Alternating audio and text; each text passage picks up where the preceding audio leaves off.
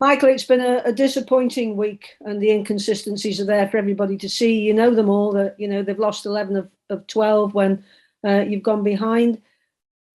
The club seem to be finding it. The team seem to be finding it difficult to break the lines at the moment and get space against sides that are organised. Do you think maybe there's a bit of predictability about the way Stoke are playing, and clubs have found Stoke out? I don't think so, no, because when you watch the game back, some of our play on Tuesday in the build-up was excellent. What we failed to do was break the final line to get people into good areas and good crossing positions. And when we did, the final ball was poor. At times, particularly in the first half, we had shots from outside the box where we could have played an extra pass, on both sides of the pitch. We try and build the game from the back. We try and play through midfield or play, get the wing backs down the side. So I don't think it's predictable. I mean, we played against a team that is well structured and pressed us and that played a lot off that. But we did get through the press a lot. The problem was that when we didn't play quick enough and we didn't capitalise on that enough. And that's a constant area that we have to continue to improve in. You're constantly looking to bring players to your club that can have that effect as well. So we're whatever system we play in, I think that's prevalent in our play at times. But I'm sure you'd get a lot of championship managers that would have the same view as me regarding their own players as well.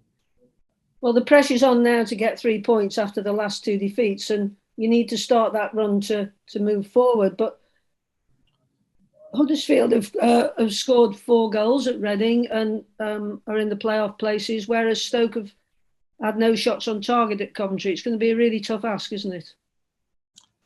As when you look at it like that, Ange, but I'm more a glass half full kind of person. So I'll work on the basis that we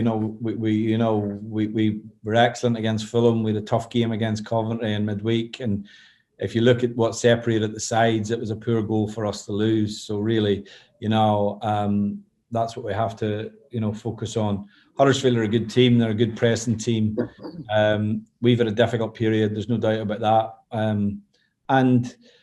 I think we're still very much in transition with the team and the players within the squad. And at times we're bringing players in who are at different stages in their career. At times we've brought younger loan players in. So all of that probably has added to a little bit of the inconsistency, but those are the decisions that unfortunately we have to make based on financial fair play. We're not in a position to go out and spend money, and sometimes I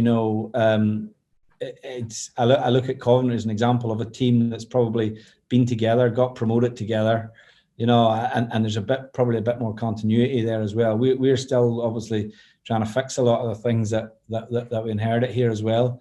But equally, I think we've still got a lot to play for this season. We've had a bad period where we've lost a lot of games very narrowly, and we have to try and address that in the second half of the season. Well, when you talk about trying to improve, you can't really throw in the towel at the end of January, beginning of February. Not that you ever would, before you have a go at me for saying that. The fans are probably very disappointed, but you need to find a way to get back to how you started the season when you had Nick Powell firing and you won so many games at the start. That sounds easy, but that's all you need to do, isn't it? Well, yeah, look, I think at the start of the season we were very good, but look, we lost our main centre-back who got injured. We lost Powell. We lost our goalkeeper. These all affect the team, and we're a championship squad, so when a player comes out of the team, with all due respect, very often the player that comes into the team can't do the things that the player that goes out of the team does. So those are all parts of, our development as a squad and as a team. I get obviously the disappointment, and no one is more disappointed than me, but we're trying to build a squad here, and we're not doing it with a lot of financial resource because we can't do it. The parameters we have to work in. But equally, for me, with the squad of players that we have, and between now and the end of the season, we certainly should have done better probably in the last 14 games or so than what we have been doing. There's no doubt about that. I won't say that we shouldn't have done that, but equally, we can dwell on that, or we can look forward and try and obviously take as many wins and points as we can in obviously the remaining 19 games of the season. Well, last one from me. You'll obviously be looking to freshen up the side, given the physicality of the last 2 games. How are we looking injury-wise? Yeah, pretty good. We didn't pick up any injuries from Tuesday. Sam Surridge trained this morning, but so we just got to check on him. And other than that, the other injuries are still there. Obviously, Seema, Romain Sawyers, Suter, Joe Bursick still probably another realistic target for Joe would be the Wigan game to become back involved again. And but otherwise, as I say, the squad remains strong and hopefully it can remain strong and healthy between now and the end of the season. Is Fletcher over his sickness? Yes, yeah, Fletcher's okay again. Trained. And Wilmot's okay? Yeah, Ben's okay. Trained this morning as well. Thank you, Michael. Good luck. Thank you. Thanks, Hans. George now, please. Michael, obviously, first of all, any reaction from Nick Powell? He had certain minutes. He's okay, is he, in terms of came through that okay? Yeah, I think, he's no reaction. He trained Wednesday and trained today. So, as I say, we've got to be realistic with him. It's, whether we start him, we have to be realistic on what he could last, because, he's not had a 23s game, or he's not had any, 11v11 football off the back of, as I say, an injury that's kept him out since Bournemouth, which is going back to, I think, November. So, we have to be sensible in terms of how we get Nick back to and his return to play, so that, we don't lose him by being reckless between now and the end of the season. That's what you've got to be careful of, because he's very much an integral part of the team, as other players are. But he certainly has been a big miss since he had that injury, hasn't he? Well, he has. Nick had, I think he's only started maybe 8 or 9 games for us this season, but scored 5 goals. So you're going to miss that out of your team, clearly, because I think he had 12 goals for us last season from a midfield area. So it's difficult to replace that. But I think, there was periods where we caught. It's only probably, as I say, leading in Christmas period that, it's maybe looked a little bit more that we've missed him. And that's something now that obviously he gets the chance to help us and put that right between now and the end of the season. You already alluded to what a good side Huddersfield are, and certainly it may not be as physical as what you encountered maybe in the last few games. I don't think so, no. I think it'll be every bit as physical, to be honest. Huddersfield are a high-intensity team, a high-running team, so we're going to have to match that. We have to be mindful of that in terms of the team that we play as well. So, those are all factors for us to take into consideration. But, yeah, look, it's a championship game. It's a team that are doing well, that are pushing to be in the top 6. We were basically ahead of them for the most part of the season. We've dropped some games and they've gone ahead of us. So now, the challenge is for us is to start to beat these teams and obviously claw our way back in a position that gives us all hope for the remaining games of the season. And on many occasions, Michael, you've taken the lead, but you've not managed to see it through. Is that a disappointment? I mean, you did it against Fulham. Is that one of the big disappointments in these last couple of months? I think when we look at our defeats, we lost 11 games, we've won 11 games and drawn 5. I think one of the big things is possibly being, if you're going to lose a game, can you get it back to you take something from the game? We lost games where we were actually ahead, which is disappointing. You always feel that in that situation, the worst you should take is a draw. And when we've gone behind, could we have done more?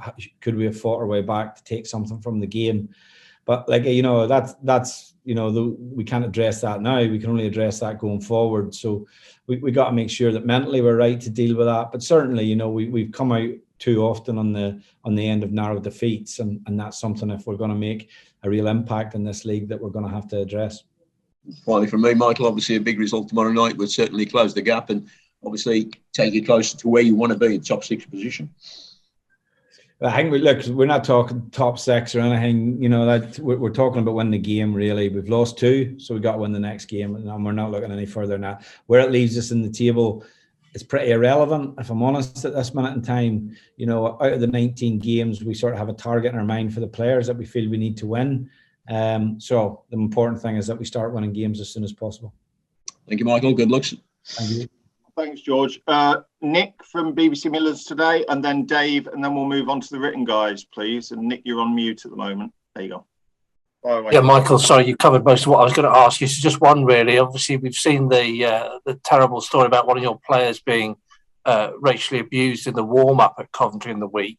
Have you had to sort of have a chat with that player and make sure how they react to that and how they feel about that? Yeah, look, we keep all that kind of stuff in house, to be honest. So it's something that we don't want to see in the game. So bearing in mind that, but we've got a good support network in here, and we've got obviously a good group of lads around the players as well. So yeah, we've dealt with that in house. Thank you. Thank you.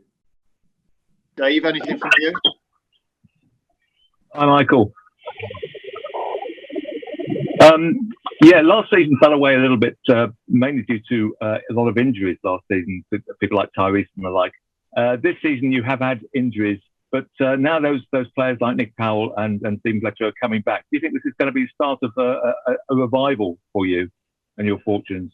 I certainly hope so, Dave. That's the intention. We believe, look, the squad is getting stronger at this point in the season, where last season it was getting weaker. But ultimately we have to display that as a team, and our performances have to display that. So yeah, we need a big contribution from everyone, whether players start games or whether they come off the bench to affect games. We need a big contribution from everyone between now and the end of the season.